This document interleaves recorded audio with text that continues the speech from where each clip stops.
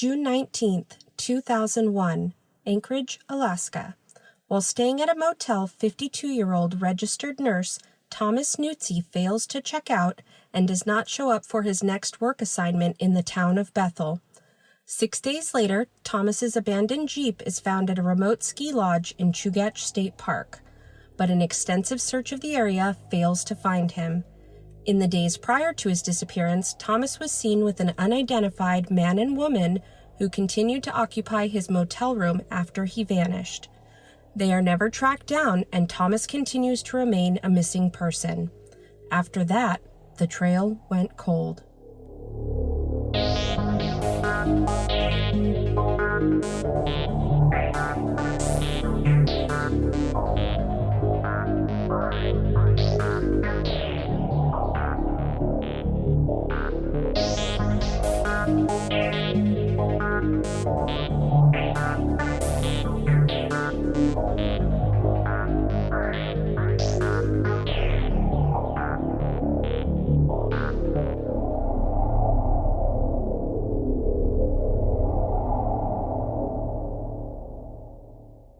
Hello everyone, and welcome to our latest episode of The Trail Went Cold. I'm your host Robin Warder, and this week, we're going to be traveling to Alaska to cover a very bizarre missing persons case, the 2001 disappearance of Thomas Nuzzi. That voice you just heard narrating our intro was Wendy Murray, the latest winner of our most recent Trail Went Cold listener voiceover contest, so thank you very much, Wendy. This is a recurring monthly contest which we've been carrying on for 6.5 years now, so if you'd like to enter and haven't already done so, I will be providing instructions near the end of this episode. Anyway, I first became familiar with the disappearance of Thomas Nuzzi just over 8 years ago, when I featured his story in an article I published for listverse.com titled 10 Creepy Mysteries Involving Abandoned Vehicles. I first learned about the case when I stumbled upon Thomas's profile page at the Charlie Project and became quite intrigued, but unfortunately, there was very little information available about it other than a handful of news articles. However, a few years ago, the story was profiled on an episode of the TV series Autobiography Cold Cases. I recently watched the episode, and since it provided some more clarification on certain details about the case, I decided now would be a good time to cover it on the podcast. Thomas Nuzzi was a registered nurse who was frequently hired to travel to remote towns in Alaska for his assignments. When Thomas was in between jobs, he would usually reside at a hotel in Anchorage, but even though he was scheduled to start a new gig in the town of Bethel, he never showed up, and his abandoned Jeep would be found in a remote ski lodge at Chugach State Park. In the days prior to his disappearance, Thomas had been seen in the company of an unidentified man and woman who may have been crashing in his hotel room with him, and they were also seen attempting to break into his Jeep on multiple occasions. But even though this couple may have been responsible for Thomas's disappearance, or at least hold the key to figuring out what happened to him, they have never been tracked down or identified. Alternatively, there's also compelling evidence to suggest that Thomas may have staged his disappearance, or possibly even been suicidal. Whatever happened, there are a lot of odd details in this case, and the pieces of the puzzle don't quite fit together, so we're going to look at all the different angles on today's episode.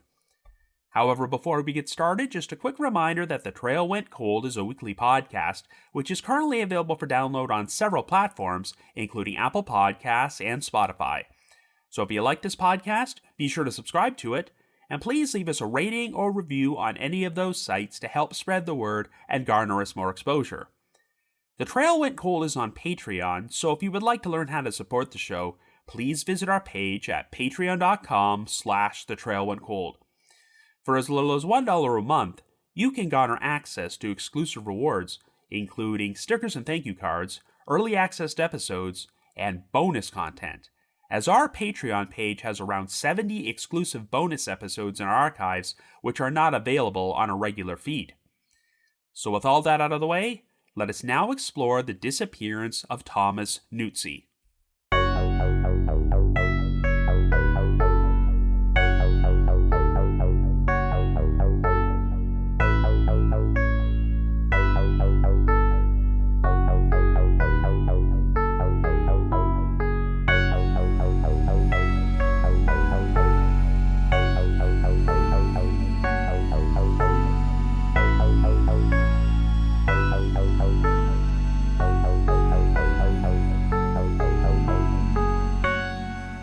Our story begins in Anchorage, Alaska in 2001, and our central figure is 52-year-old Thomas Anthony Nuzzi. Thomas has spent the past 7 years living in Alaska and is employed as a registered nurse who travels to remote towns throughout the state for freelance gigs, which usually last a couple of months. Due to the nomadic nature of his job, Thomas does not have a permanent address, as he prefers to live in hotels at the towns where he works, and will keep his personal belongings and his red 1997 Jeep Cherokee in a rented storage unit in Anchorage while he is gone. On June the 11th, Thomas finished his most recent gig in the remote town of Ketchikan and flew back to Anchorage, where he got his Jeep out of storage and checked into a Super 8 hotel located on Minnesota Drive. Thomas's next scheduled gig would be at a hospital in the town of Bethel, located 400 miles west, so his plan was to spend a week in Anchorage before flying to Bethel to start his new job on June the 19th. However, Thomas did not show up that day, so his employer kept calling around to Thomas's family and friends to see if anyone had heard from him. When he could not be located by June the 21st, a missing persons report was officially filed with the Anchorage Police Department. On June the 25th, police received a phone call from Amy Katz, a caretaker at the Alpenglow Lodge, which is located at the Arctic Valley ski area in Chugach State Park, about 12 miles northeast of Anchorage. She claimed that for the past week, a Jeep Cherokee had been left abandoned on a hill about 100 yards away from the parking lot, and sure enough, this turned out to be Thomas's Jeep. When police arrived at the scene, they discovered that the Jeep was unlocked and the ignition key was inside the glove box. The items found in the Jeep included some tools, an empty water bottle on the passenger seat, ammo for a .38 special handgun in the center console, and an empty suede leather gun pouch behind the rear seat. Even though this item was not mentioned in the original police report, Amy Katz would later tell people that when she first found the Jeep, there was a red rose on the dashboard. Oddly, there was no paperwork inside the Jeep, as its registration was missing, but there was also no forensic evidence, such as blood, to indicate that foul play had taken place. A 2-day search was performed of the ski area and the park, involving teams from Alaska Search and Rescue Dogs, but even though they covered a lot of ground both on foot and from the air, no trace of Thomas could be found. An independent investigation would soon be performed by Thomas's nephew, Stephen Reeves. Stephen hailed from New Jersey, but had recently graduated college and just happened to be in the midst of spending the summer exploring Alaska when he learned that his uncle had gone missing. When the original search effort failed to turn up Thomas, Stephen asked the Anchorage PD to assign a detective to his uncle's disappearance, but was told the department could not spare one. As a result, Stephen decided to look for Thomas himself, and after traveling to his uncle's storage unit rental place and explaining the situation to the manager, he was granted access to Thomas's unit. It contained a number of Thomas's personal items, including his bicycle, cell phone, pager, and wallet, which still contained Thomas's driver's license and credit cards. In fact, the only item which could not be accounted for was a .38 special handgun Thomas owned, even though the gun's pouch and ammo were found inside his Jeep. The storage unit also contained a receipt from the convenience store of a gas station in Anchorage, which was time-stamped from 9:47 p.m. on the evening of June the 18th. The station was located just down the street from the Super 8 hotel where Thomas had been staying, and it showed the purchase of chips, soda, cigarettes, and a pair of lighters. But while the chips and lighters were inside the storage unit, it seemed odd that Thomas would be buying cigarettes since he did not like smoking. It's also worth noting that even though some sources out there state that cigarettes were found inside the Jeep, they are not mentioned in the original police report, and Amy Katz had no recollection of seeing any cigarettes there. Stephen soon paid a visit to the gas station convenience store, and the manager agreed to let him view the footage shot from the security cameras on the evening of June the 18th. Well, sure enough, the footage captured Thomas making some purchases at 9:47 p.m., but he happened to be accompanied by an unidentified, thin Caucasian woman who appeared to be in her 20s and was approximately 5'2" and 105 pounds, with dark hair which ran past her shoulders. And this footage would turn out to be the last time Thomas was confirmed to be alive. Stephen paid a visit to the Super 8 hotel and learned that Thomas had been planning to leave on June the 19th in order to travel to Bethel, but he never officially checked out, and no one could recall seeing him that day. Stephen spoke to a security guard at the hotel who claimed that on June the 15th, he saw a man and a woman attempting to break into Thomas's parked Jeep, but they were unsuccessful and fled the scene. The description of the woman seemed to match the woman who was seen on the convenience store surveillance footage, but the man did not resemble Thomas, as he was described as being tall, thin, and dark-skinned, and having decaying teeth. It also turned out that on the evening of June the 18th, a couple living across the street from the hotel had reported to staff that they saw a man and woman breaking into Thomas's Jeep. Based on the couple's description, this appeared to be the same man and woman who were seen 3 days earlier, only this time their break-in was successful as the man drove the Jeep away. Thomas's best friend, Harold Guernsey, told Stephen that on the morning of the 18th, he called Thomas's hotel room to ask if he needed a ride to the airport the following day, but a completely different man answered the phone. He then passed the receiver to a nervous-sounding woman who told Harold that Thomas had already checked out before she abruptly hung up.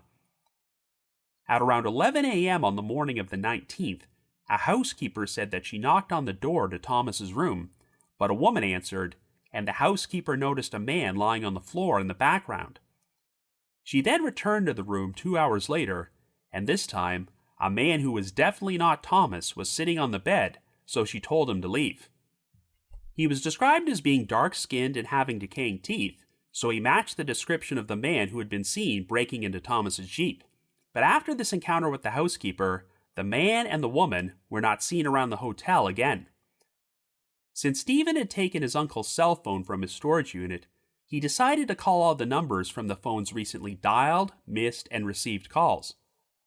Most of these numbers connected to pagers and motels, and one of them even connected to a halfway house. While Stephen was able to speak to a few people who answered these calls, they all claimed to have never heard of Thomas and had no information to offer about his disappearance. Stephen decided to email all of his new findings from his independent investigation to the Anchorage PD, who concluded that there were enough oddities with Thomas's disappearance to merit an investigation, so 2 detectives were assigned to his case. Since Thomas's handgun could not be found, this suggested that he may have abandoned his Jeep and walked into a remote area of Chugach State Park in order to shoot himself.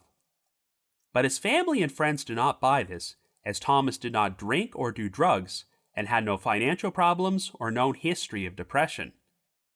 They said that he really seemed to love his work and was also a devout Catholic who did not believe in suicide. Thomas's loved ones suspected that he had been murdered by the unidentified man and woman who subsequently disposed of his body and abandoned his Jeep, but the couple could not be tracked down or identified. The case languished in obscurity for years until it was featured on an episode of the TV series Autobiography. The initial premise of the show was for each episode to tell a story about the world's most fascinating cars, but a decision was made to produce a spin-off series titled Autobiography Cold Cases, where every episode would focus on an unsolved case involving an abandoned car. Thomas Nuzzi's story would be the subject of their debut episode titled The Coldest Road, which aired on December the 30th, 2020. The episode featured co-hosts Tim Donahue and Michael May traveling to Anchorage in order to investigate Thomas's disappearance, and one of the witnesses they interviewed was Betty Ward, who had worked at the Super 8 hotel at the time of Thomas's disappearance and still remembered him. Ward said that during his stay there, Thomas was a very friendly person who talked to a lot of people, but said that the last time she recalled seeing him, he was leaving the hotel with 2 men, but they did not drive away in Thomas's Jeep, and instead walked right past it.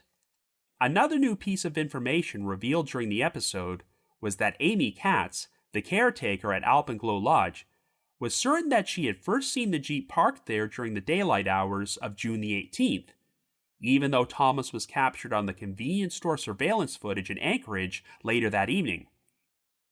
The new investigation also turned up information that during his time in Anchorage, Thomas had been seen in a nightclub located in a seedier area of the city. It's unclear when exactly this sighting took place or who saw Thomas, but there's been speculation that he could have become acquainted with the unidentified woman there. At the end of the episode, the two co-hosts and their two producers each shared their own theories about what might have happened to Thomas, which I'll be discussing in a few moments. It also concluded with the announcement that the Anchorage Police Department had recently launched a new cold case unit, so there was hope that Thomas's disappearance might get a fresh look in the future. But after 2 decades, Thomas continues to remain a missing person. So I guess you could say the trail went cold.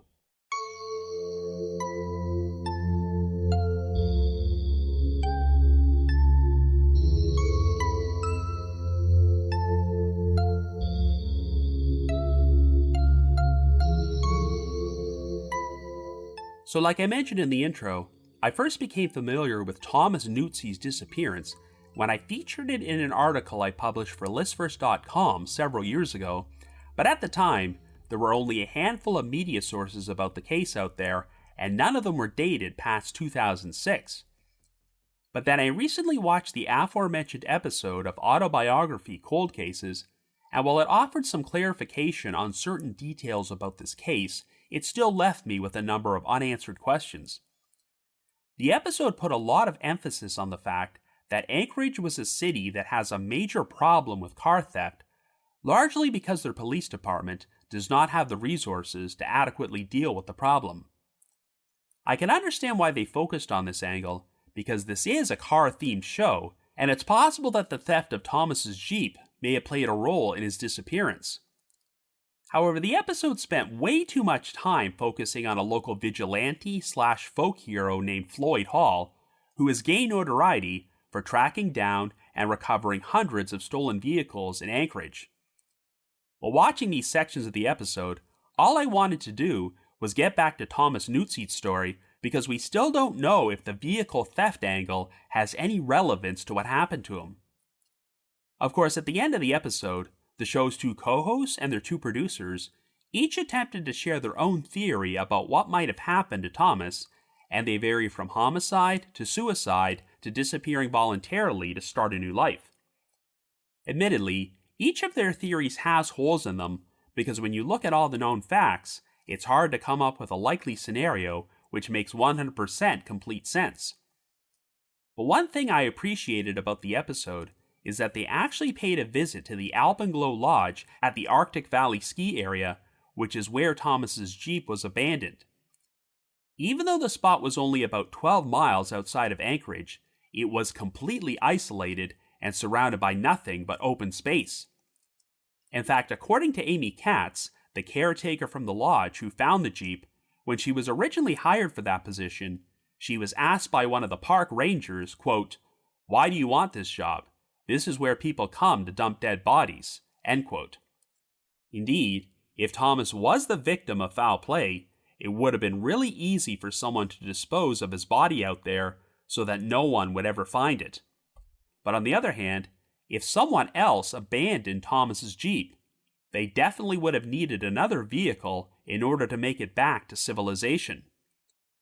The most prominent foul play scenario involves Thomas being murdered by the unidentified man and woman seen in his hotel room, but since they were apparently seen attempting to break into the Jeep on multiple occasions, that does not suggest they had a vehicle of their own.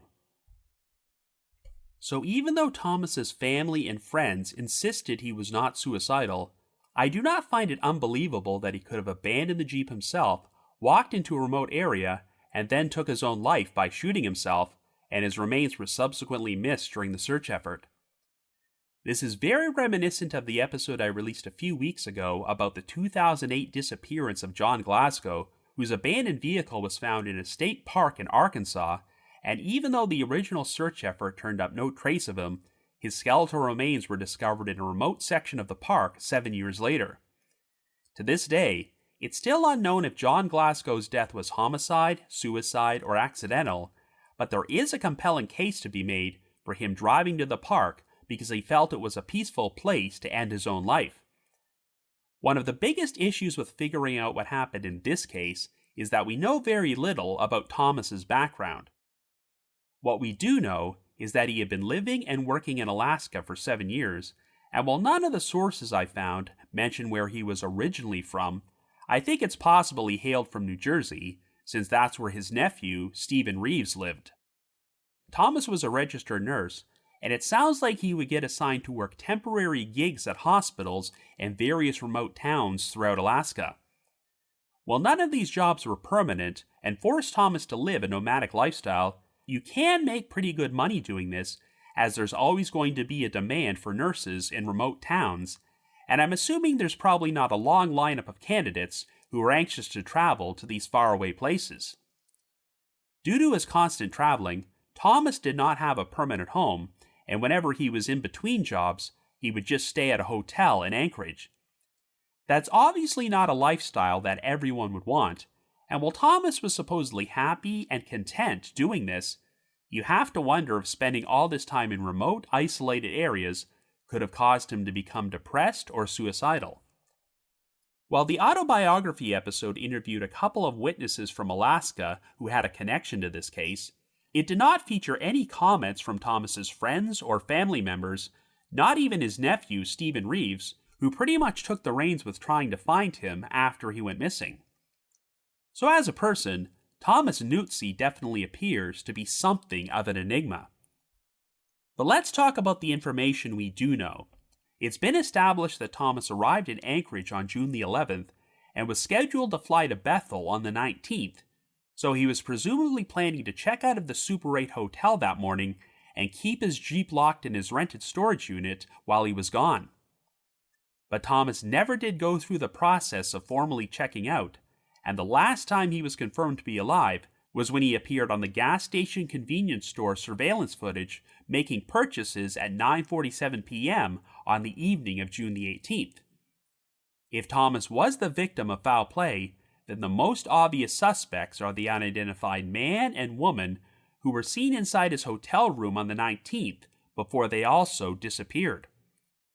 The autobiography episode did feature composite sketches of these two individuals, but surprisingly, I cannot find these sketches anywhere online and any news sources about this case.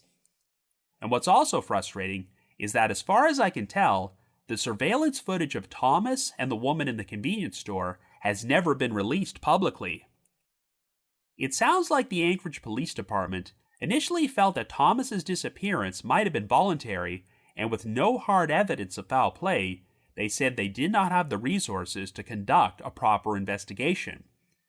Were it not for the independent investigation from Stephen Reeves, I'm not sure we ever would have learned about the unidentified couple or even heard about this case at all.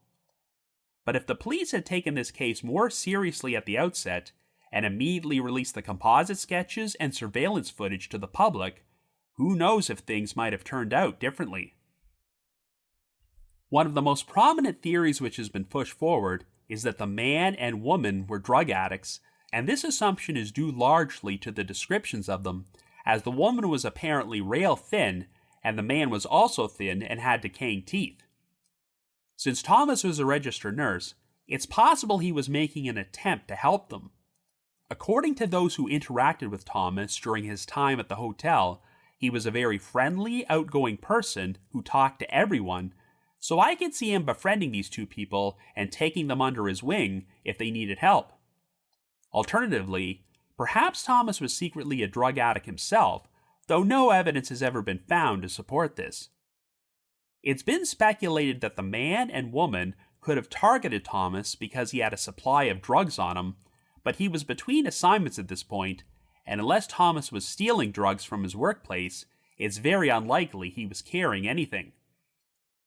The autobiography episode was the first time I saw anyone discuss a sighting of Thomas at a nightclub in a seedy section of Anchorage during this time period, but no specific details were offered about who saw him and when the sighting took place. If it was not someone who knew Thomas personally, they could have easily been mistaken, but if the sighting was accurate, perhaps this is where Thomas first met the young woman. Even though her male companion was seen inside Thomas's room and breaking into her Jeep, I do not believe there were any confirmed sightings of Thomas and the man together. So if Thomas became involved with the woman, he may have been unaware that she had a boyfriend and that they were targeting him in some sort of setup. I do find it odd that this couple were first seen making an attempt to break into Thomas's Jeep on June the 15th and then returned to do it again 3 days later. Now, we have no specific details about the exact time this break-in occurred on June the 18th, only that the man climbed into the Jeep and drove away. Yet we know that Thomas and the woman were inside the gas station convenience store together at 9:47 p.m. that night. So does that mean the Jeep was stolen before this transaction took place? Since the gas station was within walking distance of the Super 8 hotel, Thomas would not have needed the Jeep to drive there, but trying to figure out how these events unfolded is very confusing. What makes the whole situation even more puzzling is that even though Amy Katz phoned the police to report the abandoned Jeep on June the 25th, she was certain that she first saw it parked at the Alpenglow Lodge during the daylight hours of June the 18th. If Katz's account is accurate, then Thomas couldn't have driven the Jeep there himself, since he's captured on the convenience store camera in Anchorage at 9:47 p.m. that evening. But if the unidentified man drove the Jeep there, then I'm not sure how he made it back to Anchorage, as the hotel housekeeper was certain that she saw him in Thomas's room on 2 separate occasions on June the 19th. This is why I'm inclined to believe that Katz is mistaken about the date she first saw the Jeep at the lodge, and it was not actually driven there during the day on the 18th. One of the most important pieces of evidence in this case is the time-stamped receipt from the convenience store, as it was found inside Thomas's storage unit, along with the lighters and chips he purchased from there. So this means that someone had to pay a visit to the unit sometime after 9:47 p.m. on the 18th. As far as I can tell, the key to the storage unit was never found, so I'm not sure if Thomas had it on him when he disappeared, or if the man and woman could have gotten access to it. But why would they make a special trip to Thomas's unit to place a receipt and some potato chips in there?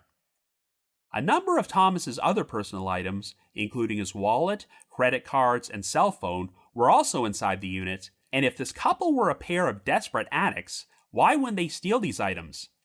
Or alternatively, if they murdered Thomas, why not dispose of the items somewhere rather than lock them up in a spot where they will be found?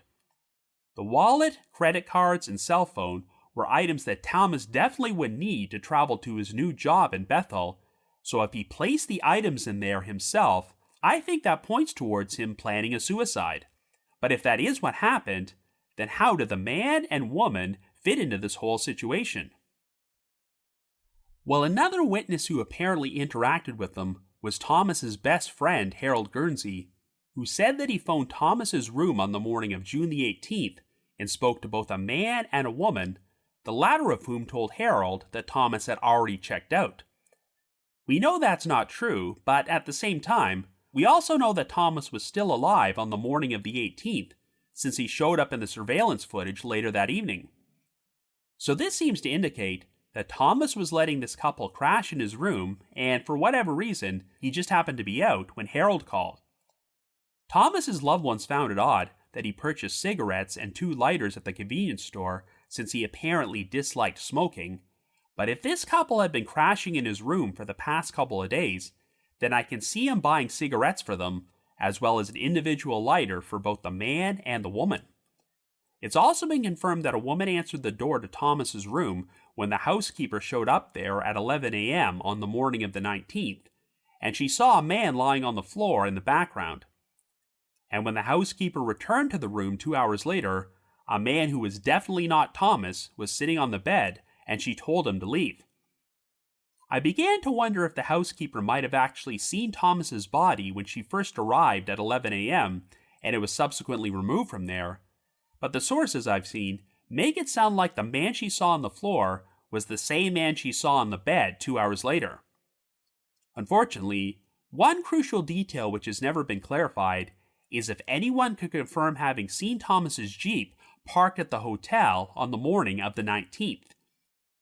Theoretically, if Thomas was suicidal, and drove to the Arctic Valley ski area to take his own life, and this couple had been staying with him and were innocent of any involvement in his disappearance, then it would make sense for them to keep hanging around his room after Thomas left until the housekeeper kicked them out. But the part I still can't figure out is why the man would steal Thomas's Jeep on the 18th and drive away, and then bring it back to the hotel. Another complication is the account from Betty Ward during her interview on the autobiography episode, as she said that she last saw Thomas leaving the hotel with two men, and they walked past Thomas's parked Jeep. But we don't know the exact date or time when Ward saw this, so I'm not sure how this might fit into things. I mentioned earlier that Thomas was described as being a very friendly, sociable guy during his stay at the hotel, so for all we know, Ward just saw him striking up a conversation with two random strangers he met there, and the sighting has no significance to his disappearance. Another detail about this case I wish we had more information on are the final calls which were made from and received by Thomas's cell phone. As you recall, Stephen Reeves decided to personally dial the numbers from these calls, and while they wound up connecting to various pagers, motels, and a halfway house, everyone who spoke to Stephen denied having any idea who Thomas was. I'd like to think that after Stephen turned his findings over to the Anchorage PD, they decided to speak with and formally question some of the people associated with these numbers, but I have no idea if they ever did. Since Thomas constantly traveled around for work and only resided in Anchorage while he was between jobs, it's unclear what kind of social life he had there. If he was calling these numbers for something illegal, like scoring drugs, then I can understand their reluctance to admit that they knew him. Of course, it's possible that these final calls could have been made by the man and woman, but if they got a hold of Thomas's cell phone and were involved in anything illegal, then I'm not sure why they would lock the phone inside his storage unit rather than just get rid of it. Based on their appearance and demeanor, it's been speculated that this couple were drug addicts, but I should add the disclaimer that we don't know this for certain. But even so, if they killed Thomas, can you imagine them being able to dispose of his body so thoroughly that it hasn't been found in over 2 decades? Thomas's Jeep also had no forensic evidence inside which pointed towards foul play, so there's nothing to indicate that it might have been used to transport his body. In other words, if a homicide did take place, it was essentially the perfect crime. Perhaps the oddest piece of evidence in this whole case is the alleged presence of a red rose inside the Jeep, as even though it's not mentioned in the original police report, Amy Katz was certain that she saw the rose on the dashboard. You can infer that Thomas bought this rose for the woman at some point, but since so many of his personal items were found locked inside his storage unit, why was this left out in the open? Was it some sort of symbolic gesture? However, when it all comes down to it, I think the most important item of Thomas's is the one which wasn't found, and that's his .38 special handgun, particularly when you consider that the gun's pouch and some ammo for it were also left behind inside the Jeep. If this was a suicide, I could definitely see Thomas placing most of his personal belongings, including his wallet and cell phone, inside his storage unit, and collecting the gun if he had been keeping it inside there. He then drives out to the Arctic Valley ski area, exits the Jeep with the gun in his hand, walks out to some remote area, and then shoots himself. Since a week goes by before anyone starts looking for Thomas, animals have the opportunity to scatter his remains, and he is not found during the search effort. Of course, this theory isn't perfect and not without its holes, but I have to harken back to the fact that if an unknown third party abandoned Thomas's Jeep at the ski lodge, they would have needed another vehicle in order to make it out of the area. It makes a lot more sense to me if Thomas abandoned the Jeep himself and wandered off because he had no intention of coming back. Since we know so little about Thomas, I hate to speculate about his mental health or the possibility of him being suicidal, but I can't discount that this is exactly what happened. Besides this unidentified couple, there doesn't seem to be anyone else with a motive to make Thomas disappear, and I just don't see this man and woman having the wherewithal to pull this off without leaving any evidence behind. But the problem is that after 23 years, this couple have not been tracked down or identified, and even if they are completely innocent, we will never know for certain until they can be formally questioned. While suicide does seem like the most logical explanation, there are still pieces of the puzzle missing here. If Thomas's disappearance had been investigated properly from the very beginning, we might have more answers, but since the Anchorage Police Department has launched a cold case unit these past few years, I hope that means there is someone who is actively investigating this. So if you happen to have any information about the disappearance of Thomas Nuzzi, please contact the Anchorage Police Department at 907-786-8900. That's 907-786-8900. Anyway, another special thanks to listener Wendy Murray for narrating the opening of this episode. We've been carrying on this monthly listener voiceover contest for over 6 years now, and if you've already entered, you are automatically eligible for our next random drawing, so you don't have to do anything. But if you'd like to enter, all you have to do is send me an email under the subject line Trail Went Cold Contest, naming the one unsolved cold case you would most like to see featured on this podcast. So once again, send me an email under the subject line Trail Went Cold Contest to robin.warder@icloud.com. That's robin.warder@icloud.com.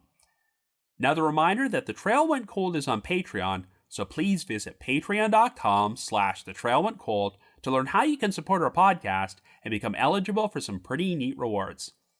Over the past 6 years, our Patreon page has released around 70 exclusive bonus episodes, which are all currently available in our archives for our patrons in tiers 2 and 3. This past month, I released a bonus episode about the disappearance of Dee Dee Rosenthal, who was the apparent victim of a murder, but even after her supposed killer confessed, her remains were never found. I've also dropped an exclusive bonus episode from my spin-off podcast, The Path Went Chilly, in which myself and my two co-hosts, Jules and Ashley, cover an odd missing persons case, the 1998 disappearance of 98-year-old Walter Dunson. And for our patrons in Tier 3, I've recorded another new audio commentary track which can be played over a classic episode of Unsolved Mysteries, and we now have over 60 of these commentary tracks in our archives.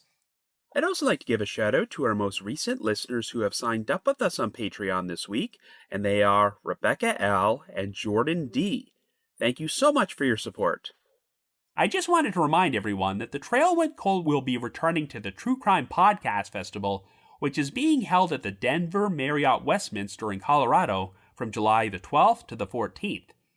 If you would like to purchase tickets, we have a 15% discount code, so please visit truecrimepodcastfestival.com and enter the promo code TRAIL. Once again, that's truecrimepodcastfestival.com, and the promo code is TRAIL for 15% off tickets. I just wanted to give another shout out to my supporters at the Unsolved Mysteries message board at the Sitcoms Online forum and the Unresolved Mysteries subreddit. I need to provide a big thanks to Miguel Foote, who edits and assembles this podcast together for me, and Vince Nitro, who composes the eerie music you hear on every episode. If you haven't already, you can like us on Facebook, follow us on Twitter and Instagram, or leave us a rating or review on Apple Podcasts or Spotify. Anyway, in just over a week from now, I'll be in Nashville to attend CrimeCon, which means that, per tradition, we will be releasing an episode about a cold case from the event's host city. So have yourselves a great week and join us next Wednesday for another brand new episode of The Trail Went Cold.